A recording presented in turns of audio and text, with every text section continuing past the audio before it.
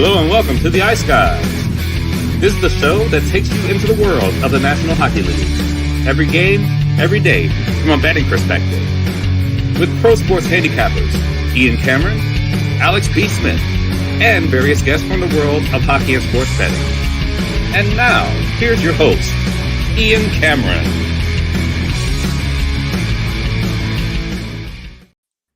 Welcome to the Ice Guys, Monday, April the 1st, April Fool's Day. Hopefully we're not fools with our bets today on the NHL board. Ian Cameron, John Massey with us, our guest today, and Mikey is back as well, who we have not seen or heard from in quite some time. So good to have you guys. Of course, Alex is away. He's on his way back to Minnesota. He'll be back on the show tomorrow with us. But John Massey, they finally let you out of employment purgatory for one day, giving you a holiday here on, well, day off anyway. It's not, you told me before the show, it's not much of a holiday, but at least you get to be home and at least you get to be on this show and more importantly, watch some hockey tonight. Is that the good thing or the bad thing? Maybe I'd rather be at work. Who knows? This is work in a different way. But thanks for having me. Glad things are stabilizing on Alex's front. He's able to go back to Minnesota. That was quite the scare. So still best wishes to him and mom. But really tricky card, I think, tonight. I think the month of April's tough.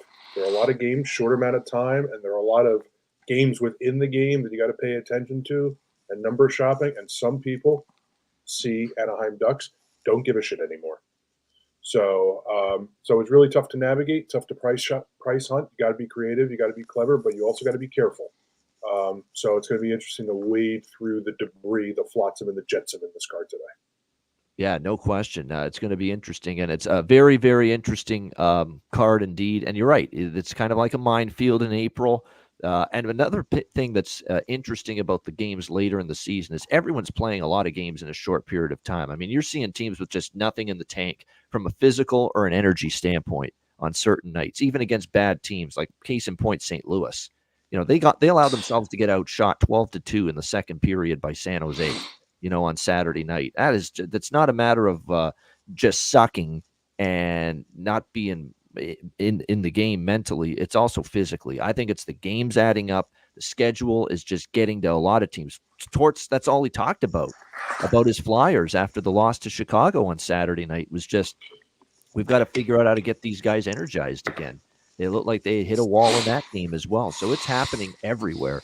Teams played a shit ton of games. There's injuries have mounted. We're at the very back end of the season. And you're seeing teams would just look lifeless out there, even though they need the games, like a Philly, like a St. Louis over the weekend. So that's what makes it even trickier. Mikey, good to have you back. How are things? Doing good, guys. Appreciate you guys having me on. Good to see you both. Like John said, glad everything is going better with Alex and his family. So, yeah, happy to be on. My schedule's been all over the place. I'm still watching, still betting. I just haven't found time to come on and talk about hockey, but glad to be here. Yep, no doubt. Good to have you with us again. And with that in mind, we'll just briefly on Anaheim, Vancouver. It was not pretty, and Rick Tocchet didn't look happy after the game. But nevertheless, a win's a win, even against a lowly Anaheim team. It's very disconcerting. They had a 2-0 lead and allowed Anaheim to tie it 2-2. But the bottom line is they won that game 3-2 yesterday against Anaheim, the only game on the NHL slate, as Vancouver tries to get some momentum back. Here's another team that looks like the schedule is kind of caught up to them. They've looked pretty much, blah, lethargic, just underwhelming in their play for the better part of the last, couple of weeks. I will say this, Artur Silovs was solid in net for the Canucks and better than I expected in that game yesterday against Anaheim. So credit to him. His first start, I think, this season in the NHL. His previous starts were all last year with the Vancouver Canucks. So credit to the Latvian netminder, Artur Silovs, for a solid effort in victory for the Vancouver Canucks. Not pretty, but effective, as they say. John, any takeaways you have from that game yesterday, Anaheim-Vancouver? One of the things noticeable when I watched way too much of that game on Easter afternoon, but there was no rhythm to the Purdue-Tennessee. Oh, wait, the officials just blew another foul with Zach Edey holding onto the basketball. So I watched more of the rhythmless hockey game between Anaheim and Vancouver. and Vancouver's best efforts to blow it. Trevor Zegras looks like a skeleton of himself, just a true shell. He doesn't look healthy, and if I care about the future from the Anaheim Ducks, whatever that future might be, doesn't look too bright too soon. I think I would shut him down for April and just worry about next year, because the only things that could happen now are bad things in the eyes of Zegras and the eyes of the Anaheim Ducks. Yeah, I mean, Anaheim is it's been a rough stretch for Anaheim. There's no question. And look, people are concerned about Vancouver. This has not been a great stretch for them. People are now gone from what a great story they've been, what a big time force they're going to be in the playoffs in the West, and now there's some people thinking they're out in the first round. So it's just crazy how the narrative can quickly change when you have a couple of weeks where you look just a little bit underwhelming, like I said, like the Canucks have. Mikey, what do you think about that game yesterday? Yeah, I took a shot late. I didn't do anything pregame because the prices were outrageous. But entering the third period, you can bet Anaheim to score a goal. It was plus 115. I figured, as good as the Vancouver netminder looked, I'm like, I think they'll at least get one. So, I mean, got lucky with that. As far as Vancouver, listen, they already clinched. They're 6 points ahead of Edmonton, but Edmonton still has 2 games in hand. So Edmonton realistically could still catch up. I just think Vancouver's ready for the playoffs. I mean, they actually have a very tough schedule coming up for the remainder of April. They have Vegas, Arizona, LA, Vegas, Arizona, Edmonton, Calgary, Winnipeg. So, I mean, they do need to get their ducks in a row a little bit more if they want to solidify that top spot in the Pacific, because April is a tough schedule for them coming up. It is. It's going to be a tough schedule for a lot of teams, but you're right. For them, no doubt, his schedule is going to be a lot of games in a short period of time. The crunch is on now. We're in the playoffs in 19 days. So the regular season is going to end 2 weeks from this Thursday.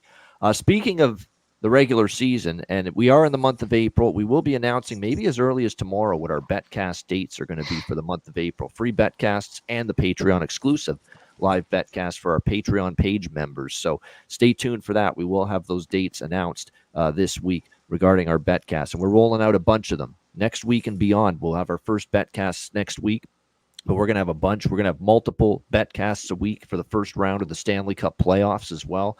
So we're definitely looking forward to making those announcements throughout the course of the week. All right, let's get into Monday's card. It is a bigger slate than normal on a Monday. We've got 8 games on tap, and we'll begin with, not many bigger games as far as importance, as far as critical 2 points on the line than what we have here between the New York Islanders and not the Florida Panthers, the New York Islanders and the Philadelphia Flyers. We've got Philadelphia minus 125 home favorites, 5.5 being the total in this game.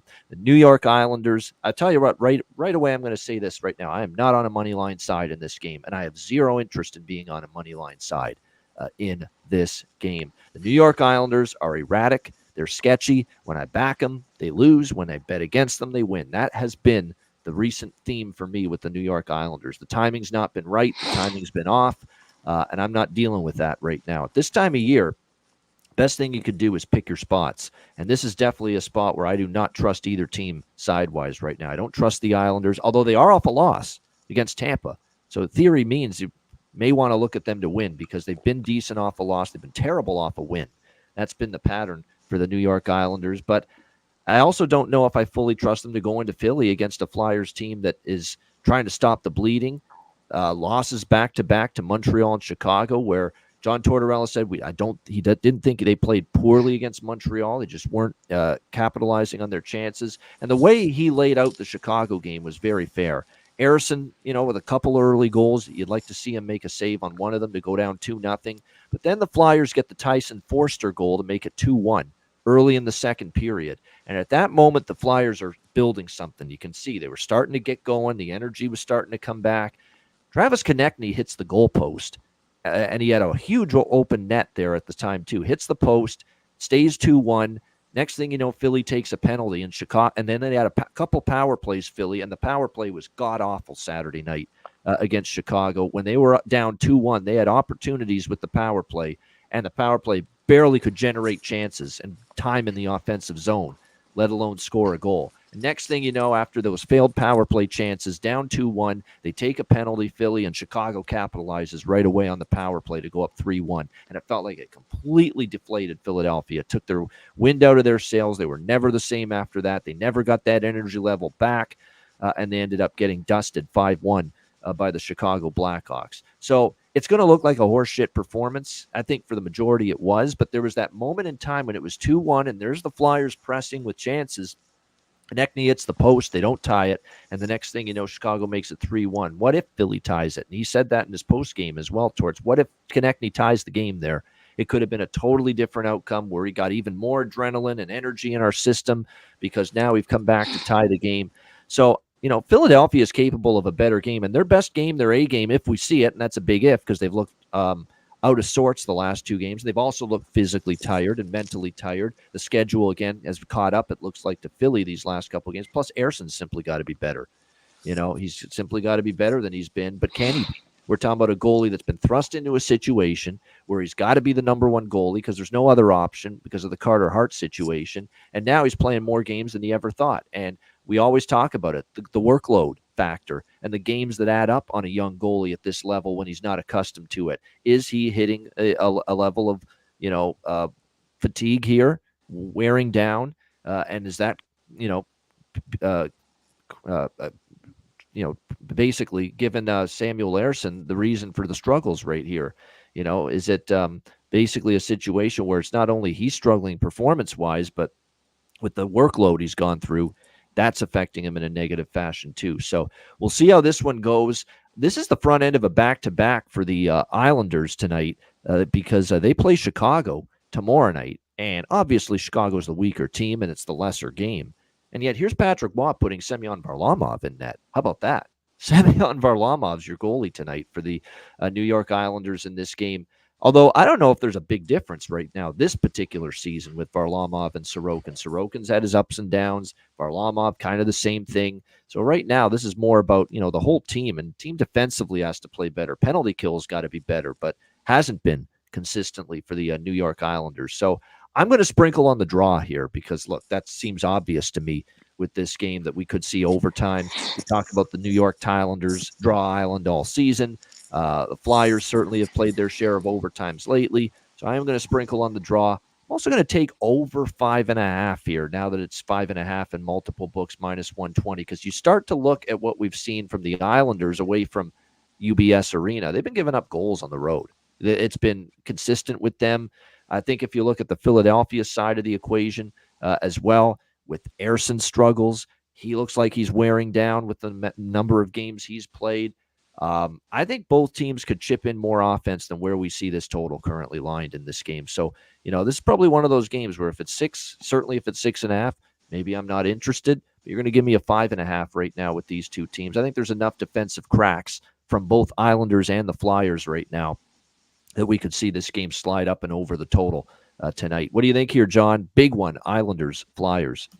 It's a big one. You mentioned it with the Jekyll Hyde schizophrenic squads on both sides of the ice. And I'm kind of surprised the Flyers are this short. I think it's very much influenced by, last seeing them against Chicago and people just seeing the final score and looking short. The Islanders in their last 10 games haven't been good either. They're, I think, 2-7-1 in their last 10. So they've had their flaws. They've had their cracks as well. It's really surprising for a Metro Division matchup, Islanders-Flyers, that these two teams haven't played since 3 days in November. Like, they played twice in 3 days, and they haven't seen each other since. And those games, Islanders won both of them 3-2 in the first matchup, and then 1-0 in a shootout in the second matchup. And even in that 3-2 game, I think it was 2-1 through the first period, and it was flying, and both teams were skating. And then the pace between these two teams, not surprising. Islanders had a 3-1 lead, and the Flyers came back, tried to catch up. The Islanders tried to give it up as is their custom, but the Islanders have been pretty good in this matchup recently. They've won 7 of the last 10 against Philadelphia. Varlamov getting the call. He's won 8 of his last 10 against the Flyers in those matchups. So I can see why there's money coming in on the Islanders, but neither team is consistent enough to do it. I also dabbled on the draw. I went towards the under, even though at 5.5, because this series trends that way. April hockey trends that way. Shitty ice trends that way. So I kind of look towards a close, tight game with the legs slowing down. I don't know if the Islanders have the team speed to take advantage of the deficiencies in the Flyers zone to get themselves in the right position. I don't like a lot of player props in this game. I don't know what to expect from this game, but I'm leaning draw and I'm leaning under in this contest, even at 5.5. I trust one guy for the Islanders, and I trust one guy for the Flyers right now. And if I were to, and I don't love player props in this game either. It's Palmieri on the Islanders side. It's Forster on the Flyers side. I think if you're going to look at anything as far as goal props or anything as far as scoring, those are the players you want to maybe target here on each team in this game. As I think you're right, erratic is the word when it comes to both of these teams going into the game tonight. Mikey, what do you think here, Islanders, Flyers? Yeah, so these teams, they've been frustrating to bet on. I loaded up on Philly last game, first period, puck line and full game. And not many things shock me in the betting world anymore, but I was a little shocked with that one. I mean, you're at home on a 3-game skid. You just lost to Montreal 4-1. You're facing Soderblom and you lose 5-1. I mean, I would have paid top dollar to be in that dressing room after that game because no way Torts didn't flip a couple of coolers after that performance. I mean, is there a team I trust more out of the two? Yeah, that would be Philly. But which Isles team is going to show up? The one that beat Winnipeg, or is it the one that got blanked by New Jersey? So, I mean, like you guys said, Jekyll and Hyde. Even if I had a free $1,000 roll, I honestly don't know which side I would pick in this one. Both teams at the moment, it's just tough to figure out.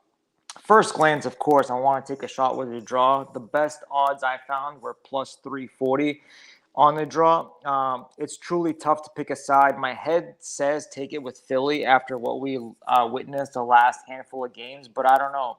These teams are always tight between these two when they face each other. 6 out of the last 10 decided by 1 goal. Generally in under series, 7 out of the last 10 stayed under the total. Like John said, though, they haven't played each other since end of November. They faced each other twice in a 3-day span. A lot of things has changed in the last few months since they last faced each other.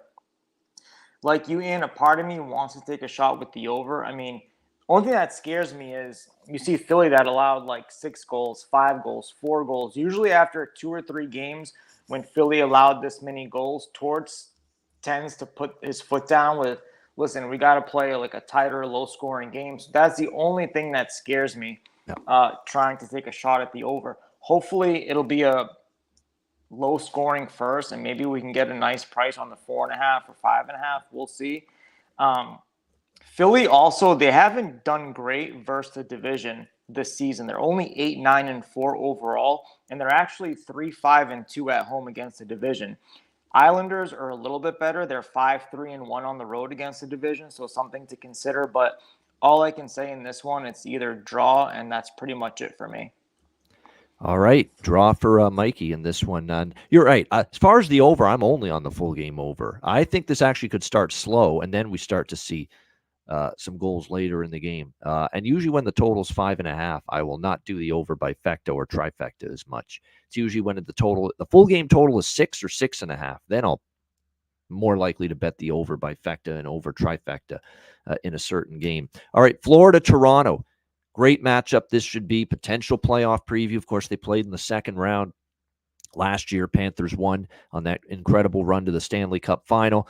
Florida, Toronto, we've got the Panthers minus 135, road favorites, 6 the total here in this game. Of course, this is still the best road team in the NHL coming into this matchup against Toronto. So you just won't see me betting against Florida on the road. 25-9-3, the road record for them. Coming into this matchup against the Toronto Maple Leafs. Although they've been a little more hit or miss on the road. I guess in the shorter term, they're 2-2 on the road. They beat Dallas, lost to Carolina, lost to the Rangers in a shootout, and then beat Philadelphia 4-1 on the road. So they're 2-2 in their last 4 road games. But for the overall body of work this season, Florida's done their best work all season long away from home. We'll see how they fare here tonight, though, in this game. I'm not rushing though to lay minus 135 with Florida, even though I'm not going against them and their road track record.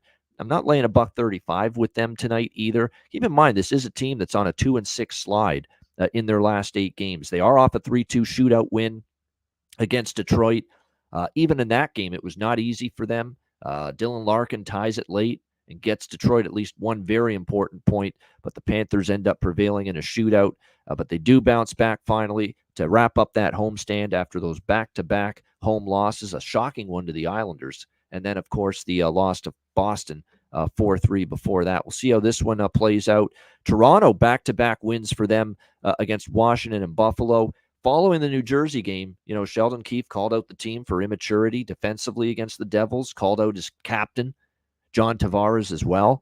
And they have responded. Look, 8-1 in the cumulative score department against Washington and Buffalo. But you're not playing Washington and Buffalo here. You're playing, obviously, a much better opponent here, the Florida Panthers. We'll see how this one goes. This is another draw candidate for me. I do like the draw. 3 of the last 6 meetings, 3 of the last 5 meetings, rather, have gone past a regulation, including back-to-back in Toronto with the Panthers and the Leafs have gone to overtime or shootout. Earlier this year in Toronto, it was 2-1 Leafs in a shootout, November the 28th, between these two teams. So we have back-to-back draw wagers here for me to get the card rolling here, Panthers and Leafs. I don't feel strongly about the total here either way in this matchup because I think it's Samsonov plays like he did against Buffalo. It can stay under for sure. He played awesome. He's had a couple of nice starts in a row. He's been obviously a lot better the last month or two since he's been back. And we'll see how he fares here. Should be a good battle in net with the two Russians going at it, Bobrovsky and Samsonov. There are still a lot of defensive injuries on the blue line for Toronto with Edmondson and Liljegren and Riley all out. But, they actually do have, what's funny about the Leafs, they didn't get that number 1 defenseman at the deadline. They didn't get a Noah Hannafin. They didn't get, the number 1, bell cow defenseman they were kind of targeting. But what Brad Treliving actually did was he increased their depth.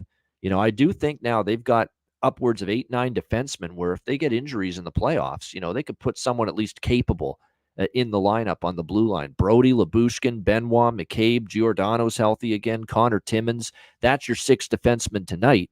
And keep in mind, Edmondson, Liljegren, and Riley, who you would think, if they're healthy, are starting defensemen for this team in the playoffs, they're all out. So they've got a lot of depth now on the blue line. So you could quibble about, he didn't get that number 1, number 2 top pair defenseman at the deadline. But what they did do is they increased the depth should they sustain injuries in the playoffs on that blue line, Toronto. So we'll see how it goes. Only bet for me here pregame is the draw. What do you think here, John? Florida, Toronto. I don't like games between two good teams. This is a series that trends to the under. 9 of the last 10 have gone under the total. So the over is 1 and 9 at the 6.5. The Leafs power play has looked brutal lately. And I think that's where they miss Morgan Riley. When was the last time they scored a power play goal? Just trying to remember off the top of my head. It's been a long time. Yeah. It's been a long time. Actually, no. Actually, they scored one against Carolina. They actually had. Let me see. Yeah, they did. No, Edmonton is the last time. Edmonton game. 4 straight without one, though. Yeah, so they're 0 for their last 11 on the power play. Actually, I think it's 0 for the last 12, 1 for 13 on the power play. And that includes 4 opportunities against Buffalo. But the good thing in that game is that Buffalo had 6 chances on the power play and didn't get a sniff. And part of that was because of Samsonov or however we're pronouncing his last name. It changes. It's back to Samsonov this year. Yeah, it is back to Samsonov, but there was that Samsonov period. So I just want to cover my bases on that. I was kind of looking for Toronto to break out on the power play in this game because the Panthers have the second most penalty minutes and second most time shorthanded in the NHL behind Anaheim. So if there's any time in a close game, which might be a playoff preview, that you want to see the man advantage take advantage of the opportunities for Toronto, it would be tonight. So I think if I'm going to play in this game, I would look towards power play points for the likes of Tyler Bertuzzi, Austin Matthews, and William Nylander, because I think they're going to have 3 or 4 opportunities in this game against Florida. And I think if they're going to score against Bobrovsky, it's going to come with a man advantage. Otherwise, I lean draw in this contest, and I lean under. All right, lean drawn under. Mikey, Florida, Toronto. Yeah, so we have a Monday night game in Toronto in April off a couple wins. So generally, it would be a fade spot most times and not with a Toronto team that, in my opinion, doesn't have much to play for, and they're likely going to stay in the third spot, barring some crazy things happening.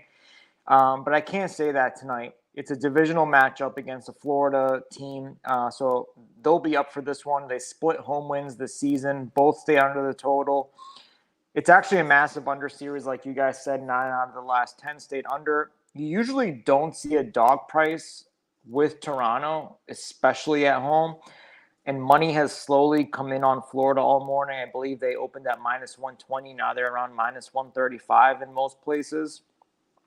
I don't know if it's because of the Marner news officially going on IR, even though he's already been out. I'm not sure, but Florida isn't in the greatest form at the moment, so it is tempting to take a shot with Toronto right now at plus 115, but I don't know if I want to fade a Florida team that plays well on the road.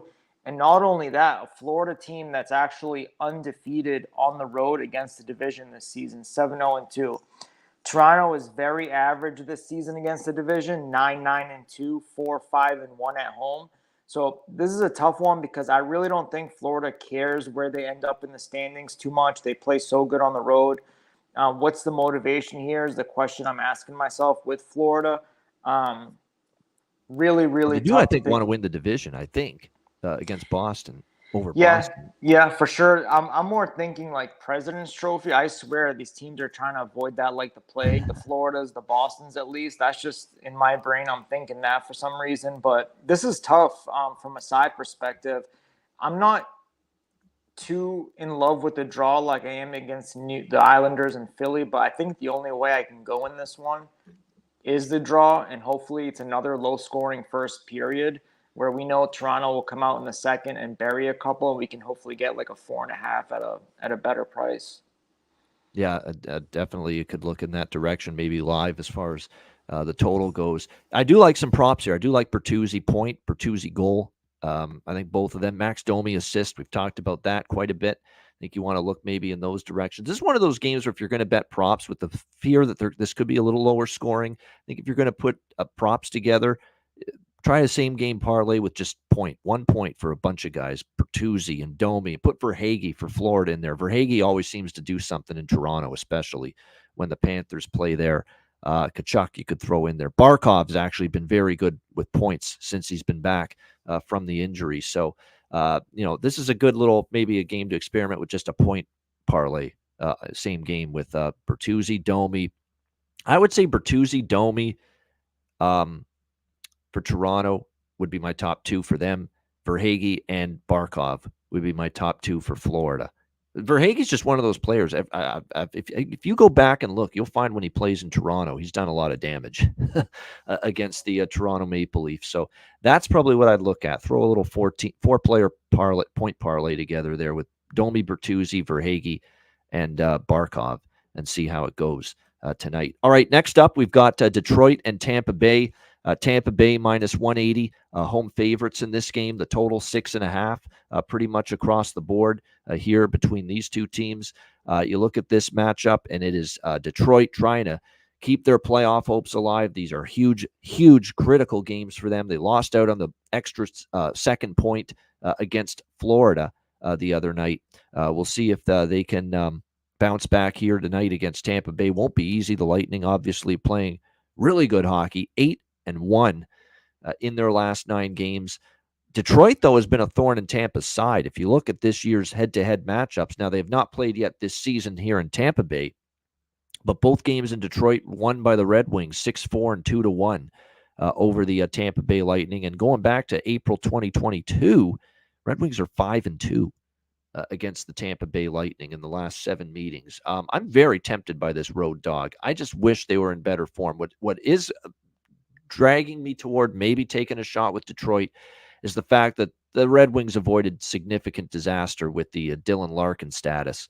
Thought maybe he got hurt against Florida significantly. He's good to go. He'll be in the lineup tonight for the Detroit Red Wings. And that's the one thing we've learned very quickly about the Detroit Red Wings. Can't back them when Dylan Larkin's out, because that run they went on without Dylan Larkin last time he was out, that's when things went in the tank for the Detroit Red Wings, and they went on that massive skid. So I think I will sprinkle a little on Detroit, but what I like more than anything here is first period over. We've talked about this bet for several shows now. 16-3 now is the run for Tampa Bay to the first period over in the last 19 games. They've been scoring early in games, and I think Detroit, after a tough loss to Florida, there's an onus on them. Let's and they did get the first goal against Florida, so keep that in mind. An early first period goal in that game.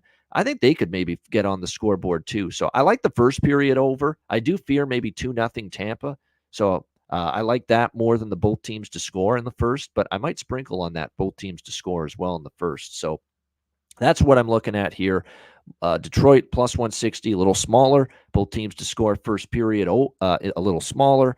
And then primary bet, the one that I like the most in this game is that first period over 1.5. John, what do you think here? Red Wings, Lightning. Ditto. That's where I was going to look, was the first period in this contest. I was going to take first period Tampa Bay and first period over for Detroit and Tampa.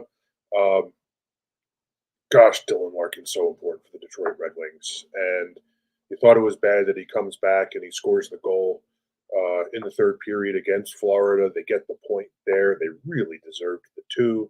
So I was happy that Florida ultimately got the win, because I bet Florida live to win on the money line in the third period, because Detroit noticeably slowed down. I think they're a team that's winding down, slowing down just as the season progresses. They need the jump from Dylan Larkin.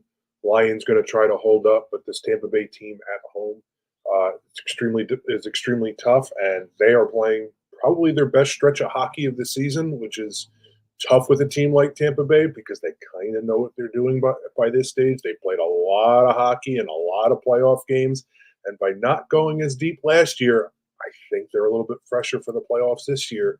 And with Vasilevsky between the pipes, they're going to be dangerous. I like Tampa in this spot. I like Tampa early. I like Tampa at home. I like the first period over also. You have Tampa first period puck line, I assume, right? Tampa first period puck line. Tampa first period puck line.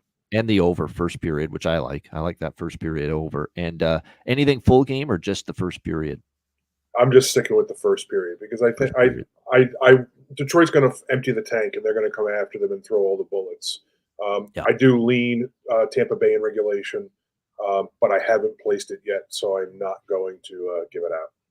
Okay, there we go. So we're just first period puck line Tampa, first period over 1.5 Detroit Tampa for John Massey here. Mikey, what do you think here? Red Wings Lightning. Yeah, so we're gonna do the trifecta here. I'm on the first period over 1.5 as well. Listen, one team is hot, one team is not. I would love to take a shot with Detroit at this nice plus money price, but this team has just been frustrating to bet on. Even if they have a multi-goal lead, you truly don't feel safe with them. Like last game against Florida, I was just waiting for the Panthers to tie it, because Detroit couldn't build on that lead. You had Florida peppering them, and then what ended up happening? Florida tied it, won an overtime or a shootout, whatever it was. I was just waiting for the Panthers to tie it, because Detroit just couldn't seem to build on that lead. They've also just been brutal on the road lately, 0-9. Last time Detroit won on the road was February 25th at Chicago, and they still needed overtime. So I don't know what's up with this team, and being on the road, just they haven't been good. The thing is, though, why I want to take a shot with Detroit is you have Lalonde behind the bench for Detroit, who was the assistant coach in Tampa for several years before going with Detroit. He knows the ins and outs of this Tampa team like the back of his hand. And that's why you've seen Detroit win 4 out of the last 6 against Tampa since he took over behind the bench in the summer of 2022. Now, I know Cooper has changed things around since then, but still, Detroit's won 4 out of the last 6 since he's taken over. If you look at how these teams fare when they play within the division, Tampa's 9-7-4 overall, but only 4-3-2 on home ice.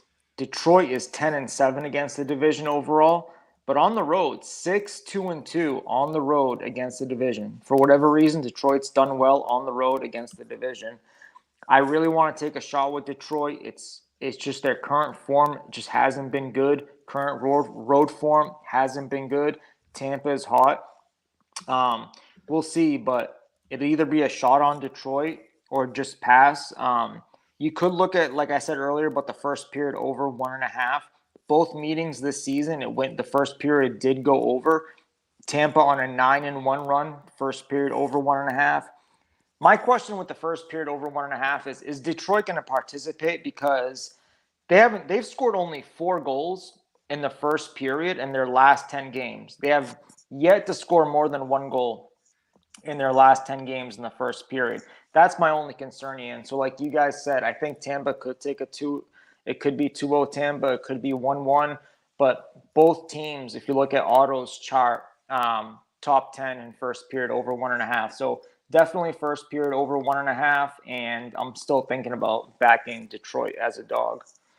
Yeah, and Terry Ray Vegas in the chat says to go along with the 16-3 run to the first period over for Tampa Bay, 11-0 to the first period over at home for Tampa Bay in their last 11 home games. So yeah, we're all pretty much in line. That's the one consensus bet we all like on this game is Detroit-Tampa first period over here with this one. I do like Anthony Duclair goal, assist, and point. We'll sprinkle across all 3. I think what you can really do here, and this is to sweeten it up the pot a little bit, you put Duclair point, Braden Point goal, because I think he's scored in like 5 of the last 6 games for Tampa Bay. Dylan Larkin goal for Detroit, because he's the only one I'm convinced can get those big clutch goals for them right now. Put that in a little same-game parlay. I think that's a realistic shot to hit tonight, that Braden Point scores a goal, Dylan Larkin scores a goal, and Anthony Duclair gets a point. You could even go with the goal prop for Duclair, but I feel point prop's a little safer for Anthony Duclair. So I think that's not bad as far as a same-game parlay formation here for this game with the Red Wings and the Lightning tonight. All right, Pittsburgh Penguins, New York Rangers. We've got the Rangers minus 190, home favorites, 6 the total here in this game.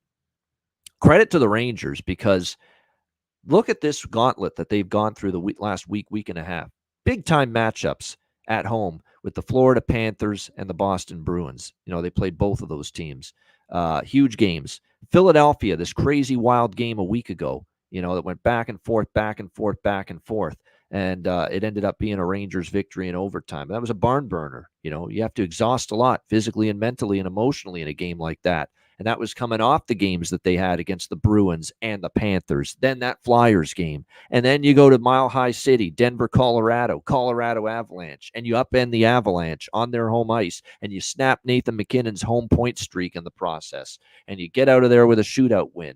And then what you thought might be a little bit of a flat spot against Arizona, you put an 8 spot on the board on Karel Vejmelka and the Coyotes, and you win 8-5 over the Arizona Coyotes. So predicting this trip-up spot for the New York Rangers, you've been pounding your head against the wall trying to do that here the last few games. They have not tripped up. They have found ways to get the job done. And I know they're coming off this little 2-game road trip. But again, it's just a 2-gamer. It's not a Malinsky special. It's not 4 games or more. It's manageable that they can handle this and come back and win this game tonight, especially when you factor in who the opponent is. You know, it's just a Pittsburgh team. They've dominated. It's a Pittsburgh team that obviously is not going anywhere this year.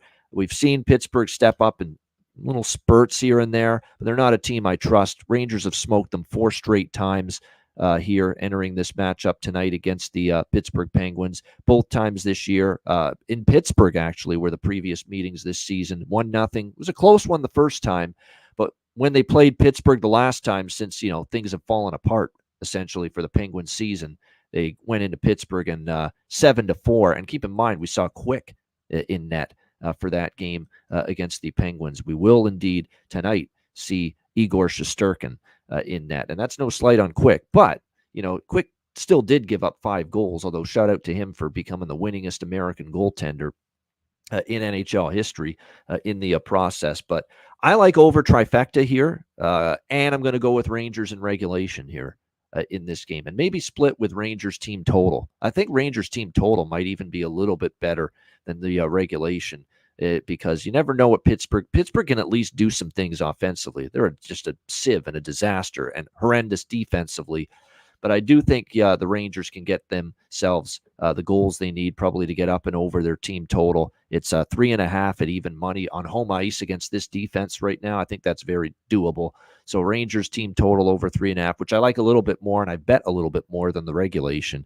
And I'm also on that over trifecta here in this game. John, you're the Rangers fan. You got the heartbeat of this team, hopefully, tonight. What do you think here? Pittsburgh, New York. I don't like the over trifecta because the Rangers have played very slow first periods. Even the Arizona game that blew up on Saturday was 1-0 through one. Colorado and the Rangers was scoreless through the first period. Yeah, The Flyers and Rangers. The Rangers have given up the first goal a lot. Even during this winning streak, they've come from behind, beat Florida, coming from behind, beating Philadelphia. I actually have the first period under in this contest today, also taking into account that they played in Colorado on Thursday, in Arizona on Saturday, Easter Sunday. Now playing. The Knicks played at home last night. It's going to be shit ice. It's about 52 degrees here in New York. So I think it's going to get off to a slow start. I actually took a chance on Pittsburgh to have a 1-0 lead through one period at about plus 525. Then second period over, second period both teams to score. Third period both teams to score, because these are teams that both get off to slow starts. Rangers first period 2-8 to the 2-8 under the total in the last 10, and in the second period and the third period they're 9-1 to the over in their last 10 games, according to the Chris Otto charts. So I know Panger likes my talking about the weather, but as a Ranger fan, the ice quality or lack thereof at Madison Square Garden is always a big thing to consider as we get into the springtime and talk about Rangers hockey at home. It is a series that the Rangers have been good against Pittsburgh ever since they came back and won the 3 straight to win that series in the Louis Domingue series. Jari and Shesterkin, I do question the focus early in this one, but I think the Rangers can come from behind to beat Pittsburgh also. But I actually favor under and Pittsburgh early in this matchup. You know what? John's making some sense. I'm looking at Pittsburgh the last 3 games, low scoring first periods in the last 3 games. Then the floodgates open in the second, which goes right alongside what you're saying with the second period over. It's the second period where the goals have gone in. Like, I'm already on the over trifecta. I can't. Actually, I can, because it's the cash out option. It's Bet365. So I might alter my thinking here a little bit and go full game.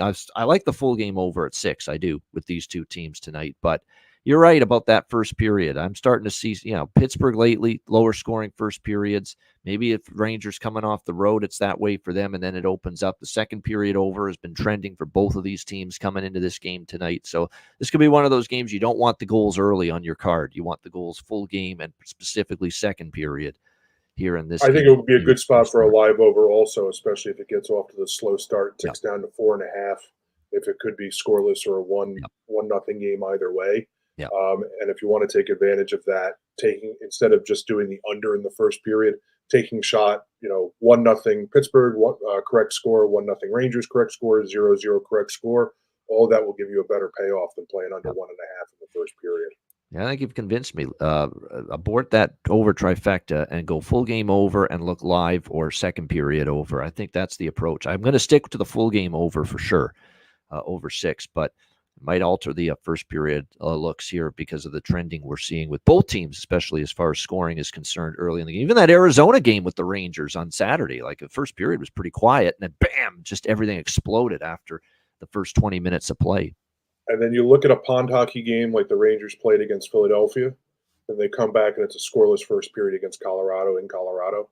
Then they're coming off a pond hockey game that erupted in Arizona. I think they're going to be a little bit tighter tonight against Pittsburgh. So one way or the other, I think it's going to be a low chance opportunity. Yeah, we'll see if Pittsburgh can oblige defensively, because that's the only fly in the ointment, is that defensive game has not been on par for them. It was okay against Columbus, but obviously that's a lesser foe. What do you think here in this one now, Mikey? Pittsburgh Penguins, New York Rangers. Yeah, Rangers regulation $1.20. If you feel safer going with the -1, you can. You're going to pay a little bit more, -130, I believe. You guys pretty much nailed it. It's a series dominated by the Rangers. They won both meetings this season by a combined score of 8-4. Rangers are hot. Offense is hot. 4.4 goals per game the Rangers are averaging in their last 10. So the only way to look in this one is Rangers and Reg. Although they've already clinched a playoff spot, I think they're obviously still fighting to stay on top of the Metro. Also, the best record in hockey. They could very well win the President's Trophy as well. Both teams are on a little bit of an overrun if you look at their last 10. So initially I was looking at the over 6 as well, but like John said, the first period, just very low scoring with the Rangers. It kind of reminds me of Toronto. Toronto first periods tend to be low scoring, then boom, second period, things just start exploding. These games at MSG between these two teams generally have gone over. The last 5 at MSG, they're averaging 6.75 goals per game. One thing with the Rangers, they've been excellent this year against the division, 16-5 overall. 8-1 at home. They've lost one time against the division on home ice. So got to go with the Rangers in regulation. That's pretty much it for me on that one. Live, yeah. I'm sorry, live over, like you said. Sorry about that. But yeah, John, like you said, low scoring first. I think we're gonna get a 4.5 at a good odds here live. That's what I think is gonna happen. All right, yeah, good stuff there as far as the analysis there. The only props I'm really looking at right now as far as the Penguins are concerned would probably be Sidney Crosby at this point, over 1.5 points. Didn't cash the last game, but he's been pretty good as far as getting to that prop here in recent games, no question about it, for the Pittsburgh Penguins. All right, next up, we've got Colorado and Columbus. There we go. Colorado minus 345, road favorites, 6.5 the total in this game. Columbus, solid win for them. Comeback fashion against Pittsburgh, although crowd was a little bit more amped up. It was Jeff Rimmer night at Nationwide Arena, paying homage to the longtime only television voice of the Jackets from day one, who will be hanging it up after this season. So it was a nice ceremony, and even Zach Werenski, after they won that game, they talked about how they really wanted to get a W last night on a special night like that. We'll see how they fare here tonight. Obviously, now you got a much better Colorado team now coming in. Colorado team that 3 regular season meetings with these two teams. And what's the cumulative score? 17-5 in favor of Colorado. So it's been an absolute destruction here in favor of the Colorado Avalanche over this Blue Jackets team. Justus Annunen, though, is going to be in net for the Avalanche. Daniil Tarasov will get the start for the Blue Jackets here in this game. I know, John, you didn't love Annunen early on. I didn't either. But we do have to acknowledge he's been a little bit better here in recent games. Gave up 2 to Montreal. A little bit, yeah. Little bit. 2 goals against St. Louis, or 3 against St. Louis, 2 against Montreal, 2 against Calgary. And this is all things considered a foe where you think he'd be able to play well against. We'll see what he does here. I did notice one thing, though, about the Blue Jackets and the Avs. The first meeting, which was 6-3 Colorado in November the 4th, it ended up being 2-0 Colorado after the first. But the next 2 meetings, 5-1 in Columbus for Colorado, November the 5th, the very next night.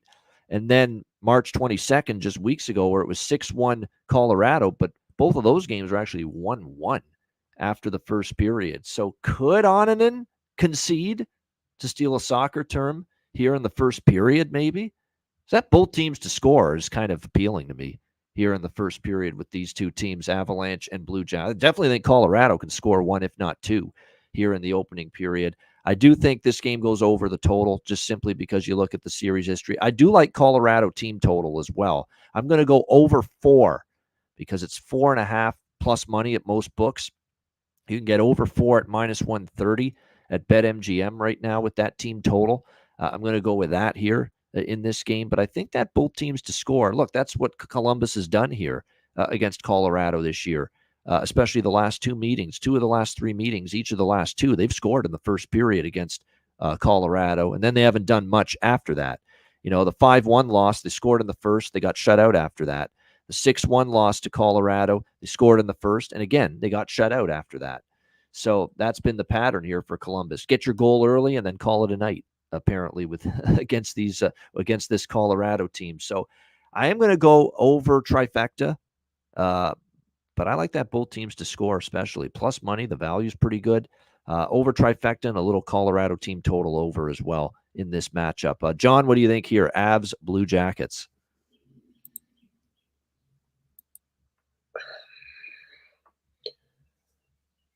I dislike this game immensely. Boone Jenner out, so there's a lot of reshuffling of the Blue Jacket lines today.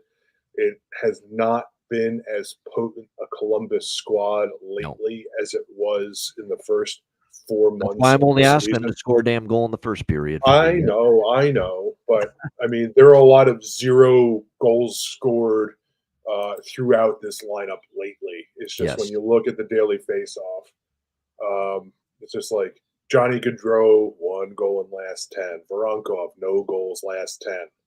You know, your best goal scorer and your best chance has been Alex Nylander, both on the power play and on the top line. But the goals throughout the lineup have been pretty paltry. But this Colorado team on the road hasn't been as good, especially against teams in the Eastern Conference. They've given up a lot of goals. They haven't skated to the same level. So I mean, ultimately, Colorado should be this big a favorite, but I'm getting a near coin flip price on Columbus plus 1.5, just because of how Columbus has struggled how Colorado has struggled on the road in the Eastern time zone against these Eastern Conference teams this year. They're 5-8-2 versus the East on the road this season. I'm going to, like, if I'm looking anything, going with your Colorado to score. Maybe Colorado does what they pulls back the curtain on and what they did in November, December, and they get out to a 2-0, 3-1 lead and then blow it. And then Colorado wins in overtime. And if you're sitting on a plus 1.5, I mean, Colorado is the obvious winner in the game. I'm going to force the action. It's not something I'm playing. I'm passing this game. I don't want to touch it. Yep. The line's correct in how juiced over it is. Columbus's production throughout the lineup hasn't been good enough for me to take the shot. If this were early in the year, I would have. If I were going to push the envelope, I would lean towards Columbus plus 1.5 because of Colorado struggling on the road against the Eastern Conference teams. But for me, it's a shitty game that I'm passing. Yeah, I hear you, because Colorado at times you're right, against on the road in the Eastern time zone, they've struggled. But this Columbus team, the one time they were here earlier this season, and remember, they had already beaten Columbus 6-3 the night before in Denver. They played in Columbus the next night and 5-1. You know, there was no, taking it for granted that they were just going to step onto the ice and win that game. They got 5 goals as well, and they've scored 6, 5, and 6. I mean, but that was 2022, and this Columbus team is a lot different than it was even 2 seasons ago, 2 years ago. Yeah. And they've got rid of a lot of that offensive firepower, and they've turned over the roster. I mean, I see some good ideas in the chat about Colorado. Rocco's idea is good. I like Rocco's thinking there to get the full game over down to 5.5 with that first period over 1.5 at minus 110. That's a good approach. There are some creative looks to minimize the damage on Colorado with the money line. Yeah. So, I mean, this is what you have to do with these overwhelming favorites. Yeah, that's true. Yeah, you're right. The last visit to Colorado at Columbus was last season, not this season, but it did show that they're capable of lighting it up here in this game. We'll see how it goes. There are some props. I like Drouin. Again, Drouin got a goal and an assist against Nashville. And that's the thing, too. That's why I think Colorado can put the boot still to Columbus. Like, are you going to lose 2 games like that against Montreal and Rangers and get goalied like they did by Montembeault and by Shesterkin? Win 1 game to bust out of it against Nashville and just suddenly be satisfied? And just, we're happy. We got our win. We can now fuck off now in Columbus tonight. No, I think they got to keep it going, keep the momentum going, and just put the boots to this team. Beat them. You're better than them. Should be able to do it here. But again, this is also a weekend where we've seen Chicago beat Philadelphia, who needed the points, and San Jose shut out St. Louis at home, who needed the points. So, like I say, April, NHL hockey, anything truly can happen. What do you think here, Mikey, Colorado, Columbus? Yeah, like John said, even though Colorado hasn't been that great on the road this season, and you brought up some good points, they got to have these 2 points. They're 3 points behind Dallas for the top spot in the Central with 1 game in hand. And if you look at their April schedule, this is pretty much the only gimme. They have Columbus tonight, but then they go on the road to face Minnesota and Edmonton, come home to face Dallas, Minnesota, Winnipeg, go play in Vegas, and then the finale at home against Edmonton. This is the only gimme on the card for them. They need to get these 2 points if they want to clinch the top spot in the Central and get Dallas out of there. I don't have anything to bet on this one. It's just I think Colorado is going to get it done, but everything's so expensive. Reg -1, -1.5. So maybe something live if a miracle happens and Columbus is up in the first. But other than that, I have nothing pregame. All right, pass for Mikey here in this one. All right, let's move along. We've got LA and Winnipeg. Winnipeg Jets -115 home favorites, 5.5 the total here in this game. Now, this is a game I have not bet yet, and I don't know if I will. Kings really, really disappointed me, and I thought that was a good bounce back, get well spot for them against Calgary, but they got behind. The penalty kill wasn't good. I did have the over. That was the saving grace. I had LA the first period, LA team total. All of those fell short, but I did have the full game over 5.5. And I jumped on that full game over 5.5 when I saw Riddick was in net and when I saw that Philip Deneau was a late scratch for LA. And I said this yesterday, recapping the Saturday card. When I see Philip Deneau out of the lineup, I look at the LA Kings as a worse defensive team. He's that significant to what they do away from the puck. Two-way center, great defensive forward, always has been in his career, a good shutdown center, plays on the penalty kill, plays a very important role on the LA Kings penalty kill. And sure enough, what did we see in one game without him? Saturday night, we saw 4 goals allowed to the Calgary Flames, and the penalty kill wasn't as good. Calgary's power play kind of lit them up there in that game. So to me, I definitely may jump in over 5.5 here if Deneau's out, but I'm waiting to see that confirmation before I jump in on that. I know Winnipeg's offense is scuffling. That is a concern too that I would have with this, but I think with Deneau out, it's a significant hurt and a significant loss and a significant downgrade you have to put to the Kings on the defensive side of the puck, because outside of Kopitar, there's not a ton of other forwards up front that make a bigger impact defensively for this LA Kings than him. So, I am looking at an over if Deneau's out, but we're waiting on that to see if because it looks like right now it's a game time decision. So we're not going to know about this for sure, whether he's in or out until right before game time. Talbot and Brossoit are going to be the goaltenders here. Toffoli, by the way, day-to-day for the Winnipeg Jets as well. It looks like he's a game time decision as well due to an illness that he's battling through. Laurent Brossoit, like I said, in net for Winnipeg. But like I say, if you're talking about the difference between, at least right now, the difference between Hellebuck and Brossoit, it's now negligible. Brossoit has been excellent, barely above 2 goals against, over 900 save percentage. He's been very solid. So I'm going to look at over 5.5, but if and only if Philip Deneau's a no-go tonight for the LA Kings. Other than that, nothing on the side. I don't even love the draw, because I just don't feel. I feel like if one of these teams is going to get off the schneid, they're going to win maybe by a margin, potentially. So I am off this game as far as the side or the draw. The only thing I'm considering is the over, and again, only if Deneau's out of the lineup. What do you think here, John? LA, Winnipeg. I leaned the under in this game. If I were going to do anything, I would maybe live bet the over going into the third period. Mentioned in the chat about the Terry Ray Vegas mentioning the angle with the Jets games flying over. They're 10-0 in the third period to the over. But in the first period, the Kings and the Jets are two of the lowest scoring teams in the first period. And I don't see why that would change tonight. These are teams that are the firepower is not producing. There's not a lot of depth in the lineup. If I were looking for a goal scoring in this game, I would take Arvidsson filling in the Deneau spot. And he's been the one guy who's been shooting the puck. And he's first power play unit now as well for the Kings. Right. Yeah. So, I mean, your shooters on the Kings have been Arvidsson and Kempe. It's a lot of production off the wing. But I think this is going to be slower than a week in jail in a game in April between the Kings and the Winnipeg Jets. I lean under throughout. I lean the first period under. Might get creative if this is 1-0 going into the third period to take an over 3.5 or something like that, which gives me the 4 or the 5 as winners as opposed to the full game. But yeah, I'm not looking forward to this game.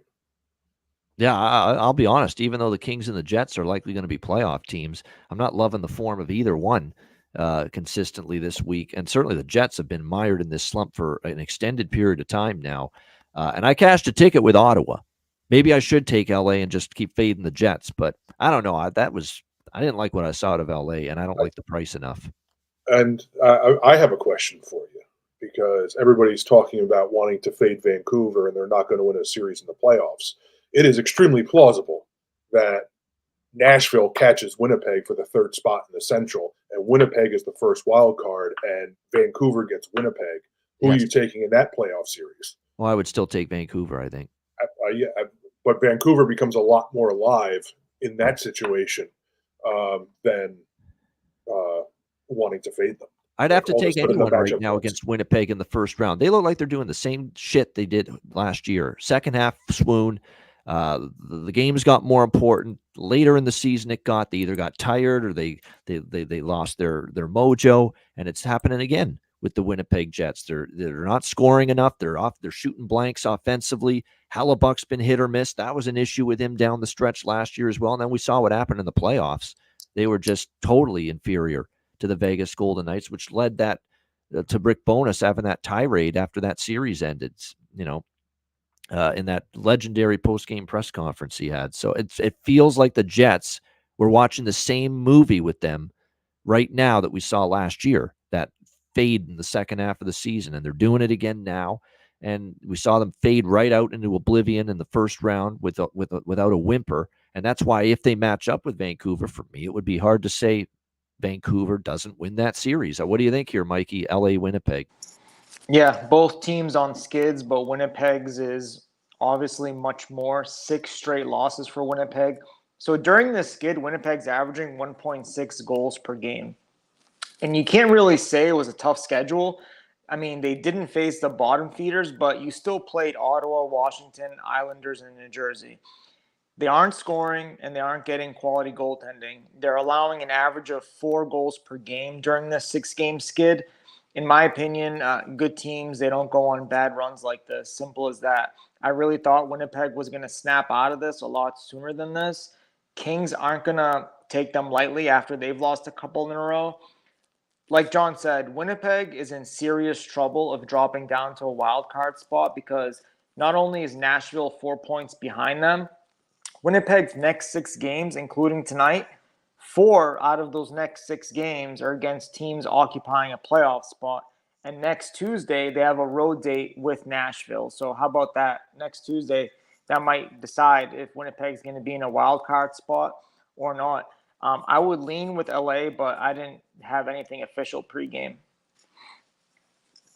Wrong with that. All right, we move along here. Next up, by the way, Kopitar would be a goal prop for me. Kopitar's been keeping them afloat here. He scored against Calgary the other night, so I do like that. That's the one prop I'm involved with, Kopitar goal prop. Edmonton and St. Louis. We've got Oilers minus 200, road favorites, 6.5 the total. Man, the St. Louis Blues. I mean, just talk about it was a nail in the coffin. I don't think there's anything they can do, including beating Edmonton tonight, that could truly convince them or anyone else that they're going to make the playoffs. That was just that devastating of a loss. So this could go one of two ways. Either they're completely and utterly, shattered and deflated, and it's just fade city the rest of the way, or that's such an embarrassment. This is our last shot at to do something to resuscitate any playoff hopes tonight against a damn good Edmonton Oilers team, and we got to bring everything we can at them here tonight in this game against them. We'll see how they fare. I do know one thing about the St. Louis Blues. The home underdog role has been a nice little role for them this season and stepping up in these kind of games. So I don't know if I trust them after the San Jose game, but I am willing to give them a chance to show me what they can do here in this game. Edmonton is playing well, but we'll see if they can keep it going here on the road against the Blues. To me, the Blues are a very, very dicey team to pin down here tonight in terms of what we're going to get. It's going to be Jordan Binnington for St. Louis in net, Stuart Skinner in net here for the Edmonton Oilers tonight in this one. But I think both teams to score I like in the first period. I don't know if I love the over because I think it's going to be close. I do know one thing, though, with St. Louis. When they play the better teams at home with Colorado, that game went over the total recently, an Avs Blues game. in St. Louis. I could see that, but I think the Blues in the early part of the game will have something to prove. This is one of those games where it's maybe a look to the over trifecta, but it's more of a skew for me to the first period. First period over, first period both teams to score, that kind of thing here for me with the Oilers and the Blues. If the Blues are going to do a damn thing tonight, it's got to be early. You got to respond early. You got embarrassed at home by San Jose. It was absolutely awful to lose like that on home ice, to get outshot by double digits in the second period by San Jose on home ice in that period was terrible. So that's why I think early is when you've got to hopefully think the Blues can do something here in this game offensively. So like I say, over trifecta with probably a look toward possibly the first period both teams to score. I really like. It's actually one of my favorite bets on this entire slate is Edmonton, St. Louis, both teams to score first period tonight. I'm tempted by the draw too, because we've seen close games with these two teams. You look at recent head-to-head meetings.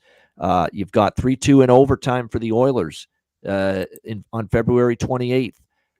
Back in it was a couple seasons ago, but in December 15th, 2022, you saw a shootout between these two teams. So two of the last three head-to-head meetings have gone past regulation.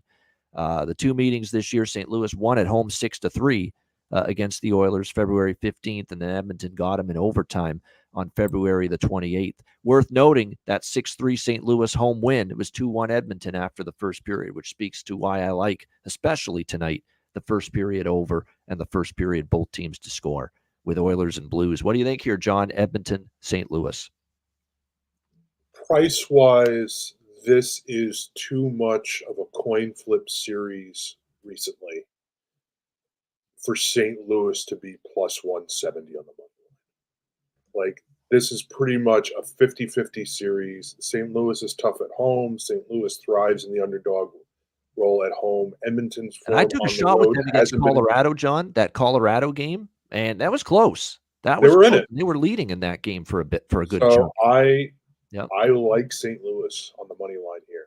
Yeah, I'm gonna take the Blues. I just think the price is wrong. I think Edmonton's power rated very high for bookmakers all season, and I think this is a little too skewed. I think the Blues. I like the Blues in this spot. I think they're gonna you can't let the last game completely skew the fact that the Blues kind of played themselves back into the playoff race before then. And then they dropped, like they've lost two of their last three, but before that, they had won 6 in a row. So here at home in this spot with Edmonton coming in, I expect Custer's last stand for the St. Louis Blues. I expect a response. I'm going to take St. Louis on the money line.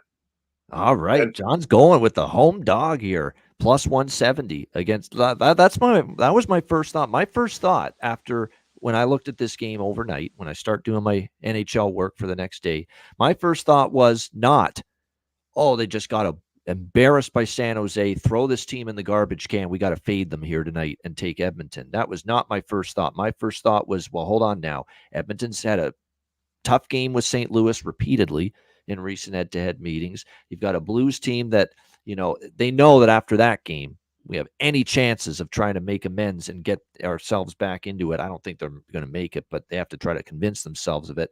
We got to show up tonight. And the one thing they've done is show up in these spots at home underdogs, the good competition. Like I said, they were leading Colorado for a good chunk of that game, even though they lost 4-3. But also overnight, St. Louis was in the plus 140, plus 145 range. Right. Now they're at plus 170. So the action has flooded in on Edmonton such that I think many bettors have said, look at what St. Louis did in their last out. That 25-cent move, to me, doesn't match the St. Louis as the home dog. It doesn't match the series history. It doesn't match Edmonton's current form on the road. So I think it is skewed too much such that price-wise, the Blues have to be in the bank. Like they have to be in the account tonight. I just think plus 170 is too rich. Yeah. And it's Edmonton on the road, so it's been a little more erratic for them. It's a team that lost to Buffalo, I remember, on the road. It's a team that lost to Columbus, I believe, in a road game as well in the last month or so. So, yeah, Edmonton's been a little bit not quite the same as they've been at Rogers Place here in the last month or so. Mikey, what do you think here? Very fascinating game, Edmonton-St. Louis. Yeah, speaking of bad losses, I thought the Philly loss to Chicago would be the worst loss of the night, but it had to have gone to St. Louis, right? I mean, you get blanked at home against the worst team in the league. You couldn't solve Mackenzie Blackwood. I mean, that St. Louis team, I don't know if they thought they just had to put on their skates and they'll win, but that was a very, very bad loss. They should be 3 points back of a wild card spot instead of 5. And maybe that loss solidified them missing the playoffs. Who knows? Um, you're 5 points behind LA, and they have a game in hand on you. So after watching them get blanked by San Jose, I told myself I'm betting them next game in the first period at least. And that's where I'm going with this. We're going to get a sharp and focused St. Louis team at least in the first 20 minutes. So I'm taking a shot with first period St. Louis money line plus 142. All right, there you go. St. Louis first period money line, which might even be a little bit safer than the full game because you got to think first 20 minutes, you got to show something here. If you're the St. Louis Blues with your season on the line after the absolute, bed shitting that you did Saturday night at home against the San Jose Sharks. So very interesting matchup. Like I said, my favorite look in this game is I'm going to have the over trifecta, but like I said, more of it, which is over 1.5 first period, both teams to score first period, and over 6.5 full game, but more of it skewed to the first period looks in particular. Here in this game. And as far as props go, you're right. Jake Neighbors, I'm not abandoning ship on the guy. The whole team was bad. It wasn't just him. You can't just say he didn't score it. Nobody did against San Jose. So if I'm going to look at a prop for St. Louis, it's our guy. You're right. Won't you be my neighbor? Jake Neighbors for the St. Louis Blues. Yeah, Bouchard assist, you got to lay a price now, though. It's not cheap anymore like it used to be. But Zach Hyman, I mean, he seems to score every game. I'll tell you what, too, for Edmonton, Warren Fogle. As long as he stays with Draisaitl and Henrique, there's good value. He scored against Anaheim the other night, so I think there's definitely a value for his prop as well going into this game tonight. All right, final game of this Monday card, Seattle Kraken, San Jose Sharks, playing for exercise, as we like to say. Seattle minus 220, road favorites, 5.5 the total here in this game. Both teams obviously way out of it going into this matchup here. There's no way at any point this season am I going to lay a price like this with the Seattle Kraken. It's just not going to happen. 2-8 in their last 10 games. And both wins against Anaheim. One of the few teams worse right now, form-wise, than the Seattle Kraken. So, I can't make too much of a deal out of that. I cannot lay this price with Seattle. I'm not laying this price with Seattle. San Jose is off a road trip back home, but only a 2-game road trip. At Minnesota, they lost 3-1, 4-0 win. That's the stunning 4-0 win against St. Louis. But San Jose is, bottom of the, one of the bottom feeder teams in the league. Do we trust the San Jose Sharks to win 2 games in a row? It's something they have not done since January 22nd and 23rd. We're talking about over 2 months ago, the last time San Jose won back-to-back games. Since that time, they lost to Buffalo after a Ranger win. They lost to Anaheim after a Seattle win. They lost to Philadelphia after an Ottawa win. So you get my point. Winning 2 games in a row has not been a common occurrence this year for the San Jose Sharks. So this is obviously a side I want zero part of this game here as far as the side goes, Seattle, San Jose. I'm going to take a small over 5.5. Just think these are 2 teams going nowhere. Score some goals, please. There's no need to block shots. There's no need to back check. There's no need to play strong defense. Just go out there, score enough goals to get over a very modest total of 5.5. That's the only move for me in this game. What do you think here, John? Seattle, San Jose. I was looking at the under, actually, for this skating for exercise, playing in front of nobody in an empty arena. All 5 meetings between these 2 teams that have been played in the Shark Tank have gone under. Yep. San Jose did beat Seattle in their only matchup this year in San Jose. But the money line on the Sharks is not good enough for me really to take a chance with them. So I was looking under. I have zero interest in the game. Everybody get to bed early tonight for another card tomorrow, or do your homework for tomorrow while this is going on in the background. Even if you're a fan of this team, find something else to do with your time tonight. Watch the women's college basketball tournament. Which I will be. I'm into that. Absolutely. That LSU, Iowa, and that USC UConn doubleheader. I'm into that, actually. I'm interested. I'll be putting it on there. Well, I'll be having the hockey on too, of course, the main screen, but I'll have one of the screens on the women's hoops tonight. I'm into that. I'm into that Angel Reese and Caitlin Clark battle tonight. LSU, and plus it's revenge for Iowa. They lost in the national championship to LSU last year, so it's a good game. Good night for women's. That's probably the biggest night in women's college basketball history. It's got to be. Absolutely, and nothing else really getting in the way of it. But if I'm going to take a side, it would be San Jose in this game because I'm not playing 220 with the Seattle Kraken at all. But go to bed early. Yeah, exactly. I agree with that. No, nothing wrong with that. And even my over 5.5 is very lukewarm here when it comes to this game. As far as it's concerned, if you ask me which side would I prefer, I would prefer San Jose plus 180 than anything to do with Seattle in this price range. But I don't have to bet it. I'm not going to bet it. What do you think here, Mikey? Seattle, San Jose.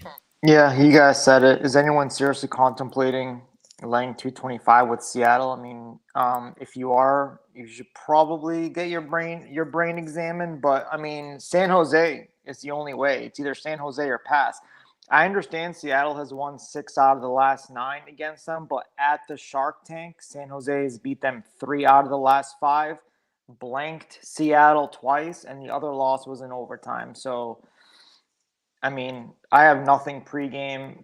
If we get lucky and there's a nice live over, I'll take a shot with that, but I'm just passing for now. Nothing wrong with that. All right, there's your Monday slate. Appreciate John Massey and Mikey joining us. Great job by them. Shout out to everyone in the chat at the like button. And make sure you sign up, patreon.com/iceguys, just $10 per month. Again, daily sides, totals, and player props every single day on the page from Alex and me. You also get bonus goalie charts, totals charts, and more on the page as well. Make sure you check it out. And, of course, Patreon exclusive live betcasts. We're going to have a bunch of them coming up here in the month of April to end the regular season and into the playoffs. We're thinking in the playoffs that we're going to end up basically having games or betcasts twice a week during the Stanley Cup playoffs. So we're definitely looking forward to that. Again, patreon.com/iceguys, just $10 per month. And again, your $10 per month subscription goes a long way to helping this show long term. Patreon.com/iceguys, just $10 per month. And make sure you check out the Ice Guys store. 20% off all orders, by the way, on the way from Tuesday, April 2nd until this Saturday, April the 6th, okay? So starting tomorrow, you'll be able to get 20% off all orders from the Ice Guys store. So get your gear, get your merch for 20% off starting tomorrow through Saturday at iceguys.myspreadshop.com. All right, best bets at Bargain Bin Special coming up right after we hear from our great sponsors, Boston Hemp Inc.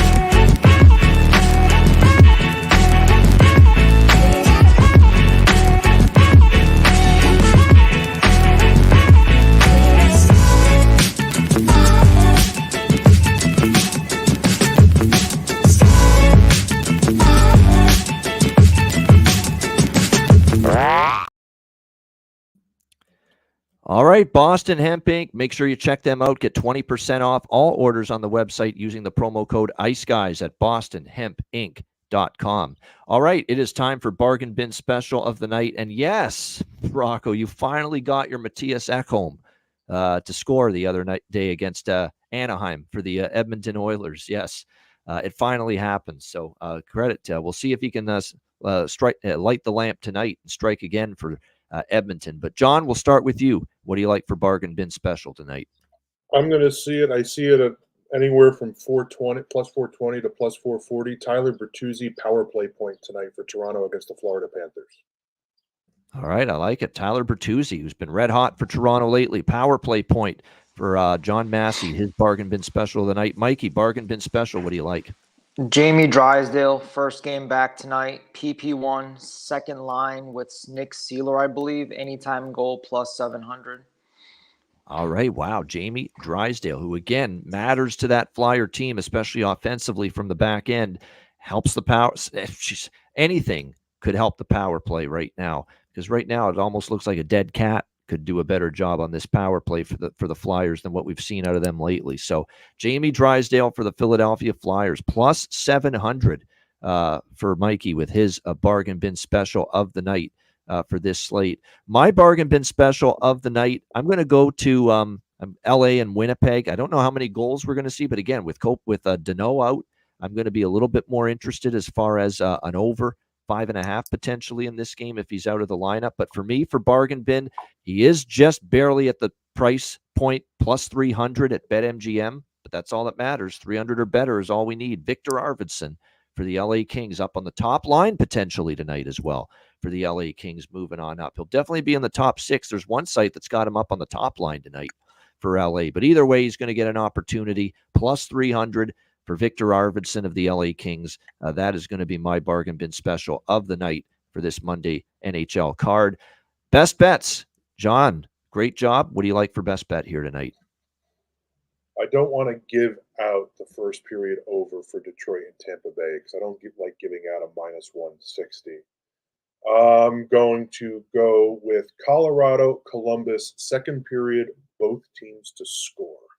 And I also like the second period over 2.5, which I see at plus 125 in shops. But I think that game is going to open up. I hope that Columbus can contribute a little bit, despite how the goals have not been coming as fast and furious as they were early in the year. But Colorado, I think, might be able to get 3 goals in the second period by themselves against a Columbus team that looks kind of done for the year. So I'm going to focus on the second period of the Colorado-Columbus game over 2.5 goals. All right, there we go. Colorado-Columbus, second period, over 2.5 for John Massey, his Monday best bet. Mikey, what do you like for best bet? Going with first period, St. Louis Blues money line plus 142. Shop around, depending on what American book you use.